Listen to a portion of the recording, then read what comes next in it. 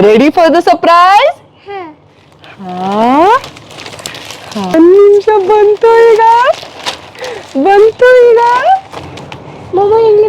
ಮಮ್ಮ ಇದೆ.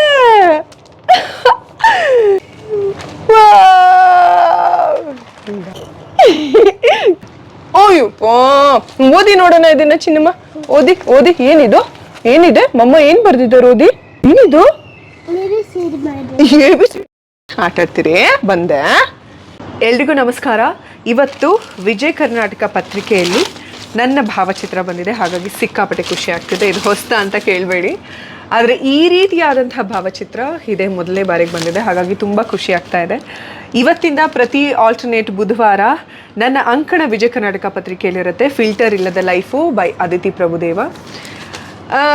ಜುಲೈ 1ನೇ ತಾರೀಕು ಇವತ್ತಿಗೆ ನನ್ನ ಯೂಟ್ಯೂಬ್ ಪ್ರಾರಂಭ ಆಗಿ ಸರಿಯಾಗಿ 5 ವರ್ಷ ಆಯಿತು. ನಾನು ತುಂಬ ಖುಷಿಯಾಗಿದ್ದೀನಿ. ಬದುಕಲ್ಲಿ ಏನೇ ಏರಿಳಿತಗಳಾದರೂ ಕೂಡ ನಾನು ಕೆಲಸದಲ್ಲಿ ನಿರತಳಾಗಿದ್ದೀನಿ ಅನ್ನುವಂಥ ಭಾವನೆ ಆಗಲಿ ಅಥವಾ ಆರ್ಥಿಕವಾಗಿ ನಾನು ಯಾರ ಮೇಲೂ ಕೂಡ ಅವಲಂಬಿತ ಆಗಿಲ್ಲ ಅಂದರೆ ಅದಕ್ಕೆ ಕಾರಣ ಮುಖ್ಯವಾಗಿ ಯೂಟ್ಯೂಬ್, ಹಾಗೆಯೇ ಇನ್ಸ್ಟಾಗ್ರಾಮ್ ಕೂಡ. ಜೊತೆಗೆ ಇವತ್ತಿನ ದಿನವೇ ನನ್ನ ವಿಜಯ ಕರ್ನಾಟಕದ ಒಂದು ಹೊಸ ಜರ್ನಿ ಪ್ರಾರಂಭ ಆಗಿದೆ ಬರಹಗಾರ್ತಿಯಾಗಿ. ಸಿಕ್ಕಾಪಟ್ಟೆ ಖುಷಿ ಕೊಡ್ತಿದೆ. ಇನ್ನು ನನ್ನ ಬದುಕಲ್ಲಿ ನಾನು ಸಿಕ್ಕಾಪಟ್ಟೆ ಸೋತಿರೋ ದಿನಗಳಿದೆ, ಗೆದ್ದಿರೋ ದಿನಗಳಿದೆ, ಬೇಜಾರಾಗಿರೋ ದಿನಗಳಿದೆ, ಖುಷಿಯಾಗಿರೋ ದಿನಗಳಿದೆ, ಮಾನಸಿಕವಾಗಿ ನೆಲ ಕಚ್ಚದಂತಹ ದಿನಗಳಿದೆ, ಮತ್ತು ನನಗೆ ನಾನೇ ಮೋಟಿವೇಟ್ ಮಾಡಿಕೊಂಡು ಮುಂದೆ ಬಂದಂತಹ ದಿನ ಇದೆ, ಎಲ್ಲರೂ ಬೆಂಬಲ ಕೊಟ್ಟಂಥ ದಿನ ಇದೆ, ಯಾರು ಬೆಂಬಲ ಇಲ್ಲದೆ ಒಬ್ಬಳೇ ನಿಂತ್ಕೊಂಡು ಹೋರಾಡಿದಂಥ ದಿನಗಳು ಸಾಕಷ್ಟು ಸುಮಾರಿದೆ. ಆದರೆ ಎಲ್ಲ ದಿನಗಳು ಎಲ್ಲರಿಗೂ ಸಾಮಾನ್ಯ, ಎಲ್ಲರ ಬದುಕಲ್ಲೂ ಇದ್ದಿದ್ದೆ. ಆದರೆ ನನ್ನನ್ನು ಇದೆಲ್ಲ ದಿನಗಳನ್ನು ಎದುರಿಸೋದಕ್ಕೆ ಕಾರಣ ಆಗಿರೋದು ಏನಾದರೂ ಒಂದು ಹೊಸದನ್ನು ಕಲಿಬೇಕು, ಏನಾದರೂ ಒಂದು ಹೊಸದನ್ನು ಮಾಡ್ತಾ ಇರಬೇಕು ಅನ್ನುವಂಥದ್ದು.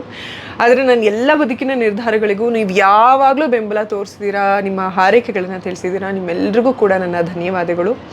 ಜೊತೆಗೆ ವಿಜಯ ಕರ್ನಾಟಕ ಪತ್ರಿಕೆ ಸಂಪಾದಕರು, ಸಿಬ್ಬಂದಿ ವರ್ಗ, ಹಾಗೆ ನನ್ನ ತಲೆಯಲ್ಲಿ ಈ ಆಲೋಚನೆಯನ್ನು ಬಿತ್ತದಂಥ ಕೀರ್ತಿ ಸರ್, ನಿಮ್ಮೆಲ್ಲರಿಗೂ ಕೂಡ ನನ್ನ ತುಂಬು ಹೃದಯದ ಧನ್ಯವಾದಗಳು. ಹಾಗೆಯೇ ವಿಜಯ ಕರ್ನಾಟಕ ಪತ್ರಿಕೆ ಎಲ್ಲರೂ ತರಿಸ್ತಿರ್ತೀರಾ. ಅಕಸ್ಮಾತ್ ಯಾರಾದರೂ ತರಿಸ್ದೇ ಇರೋರಿದ್ರೆ ದಯವಿಟ್ಟು ಇನ್ಮೇಲಿಂದ ನನಗೋಸ್ಕರ ವಿಜಯ ಕರ್ನಾಟಕ ಪತ್ರಿಕೆಯನ್ನು ತರಿಸ್ಕೊಂಡು ಓದಿ.